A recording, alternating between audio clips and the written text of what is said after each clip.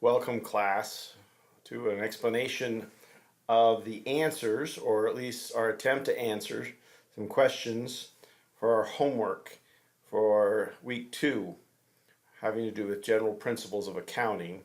Unlike a lot of things in accounting, probably not any single one right answer uh, here in this homework, and so I ask you to, as you review your answers, to think about it and just hopefully expand your thinking a little bit, making sure that you're on the right kind of track in terms of thinking about these general principles rather than worrying about the exact detail of what I tell you my thinking was and my answers were. And we'll be very generous with our homework points in this section, because it is kind of mushy in the sense that there's a lot of things that apply, and they're not always as clear cut as we'd like sometimes in accounting. But that's something to kind of get used to. Answers are not always clear cut in real life.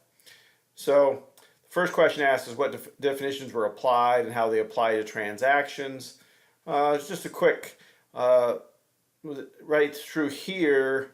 The company talks about capitalizing their streaming content, and that's the term they use to describe putting it on the balance sheet as an asset. So they have determined that it fits the definition of an asset.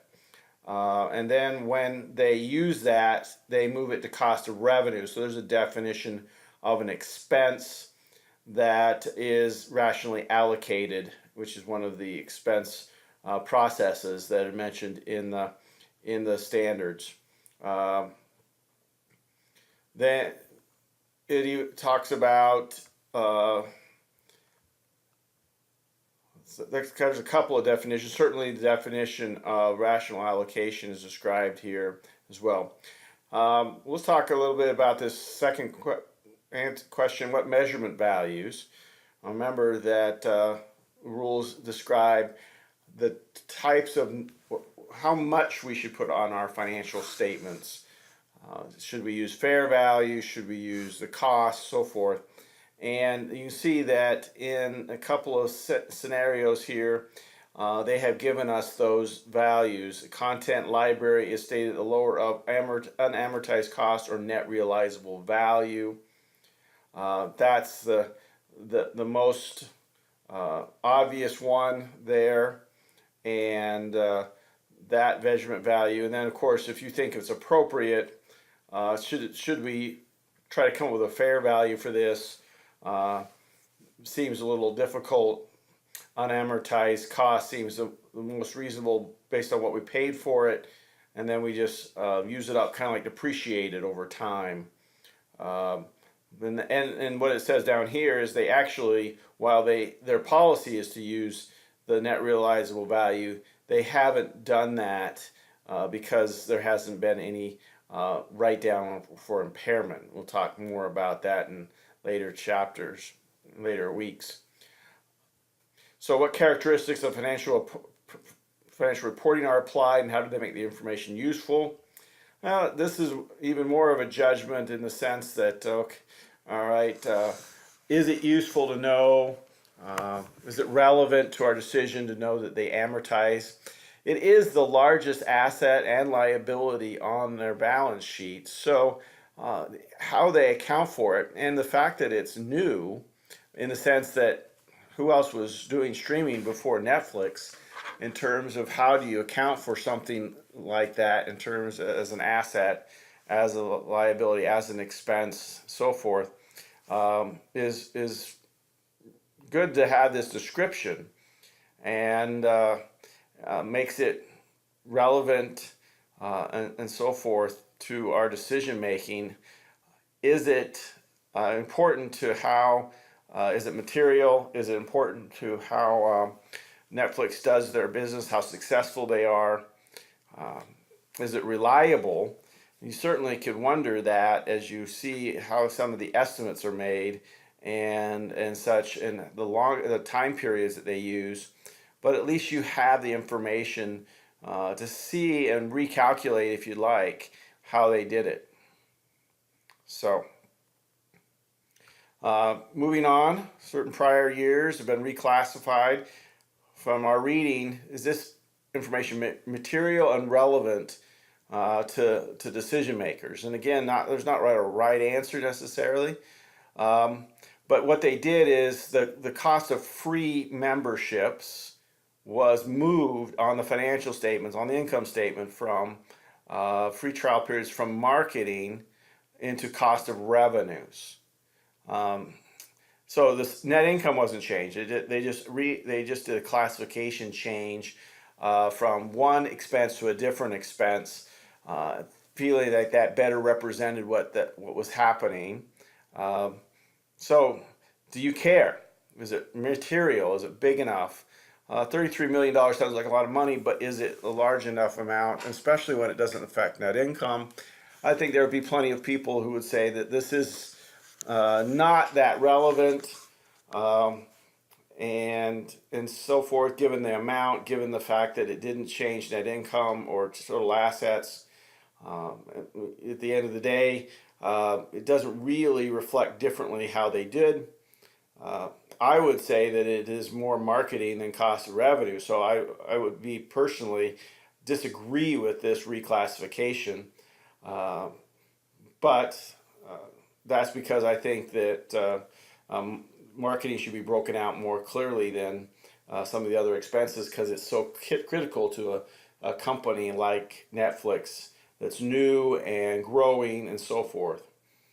So again, you could take a side either way, that this is big enough or that this kind of change is significant enough that investors would want, and give a reason why. So it's not necessarily right or wrong there.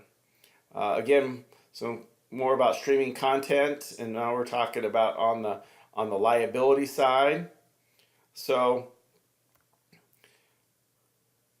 how did they apply the qualities of financial reporting and definition of elements of a financial statement? Well, they didn't record the obligation until it was enters into agreement to obtain future titles. However, you notice that who they are working with, these performing rights obligations, are people that sell rights to various movies and other creative works in various territories. They had to make various estimates in order to have a number now rather than waiting till they knew for sure what it was. So that's an idea of timeliness, and they had to do that and include those as an obligation. They are uncertain, and that makes that idea of reliability kind of questionable, and objectivity in the sense that this was very much an estimate and could be very different than what is listed here. So it could end up that we were off by quite a bit in these estimates. But you can see the dollar amounts are significant where they are on the balance sheet as liabilities, as far as the definition of a liability. There's some ideas of what you could have looked at. Again, that's not comprehensive. It could be other things that you saw there, other elements from our chart of and definitions that you may have seen as applicable. Now we go down to something about stockholders' equity, stock options, voting rights, that sort of thing, and then describe how that information is relevant to users of the financial statements. I think that if you think about shareholders, they're always interested in what the effect the company's doing to their ability to influence the company. So if there's more shares out there, then your shares are worth, you might say, less. So their votes don't count as much if there's more people to vote. So if there's fewer people to vote, then my vote counts more. And that's the same thing with these So you're very interested in what they're doing with additional shares, which is what this is, how they're using those shares to compensate employees, because that may affect their performance as employees if they feel like they're tied to ownership in the company. And like I said, how my shares are going to be affected by voting rights of other shares and the issuance of new shares over time, and how they see that happening. So that is typically very relevant, although you have to dig kind of to find the details and written in some legalese, so that it's sometimes a little difficult to dig out what is really going on. But it is important to shareholders to know what's happening to the overall equity or shares of the company.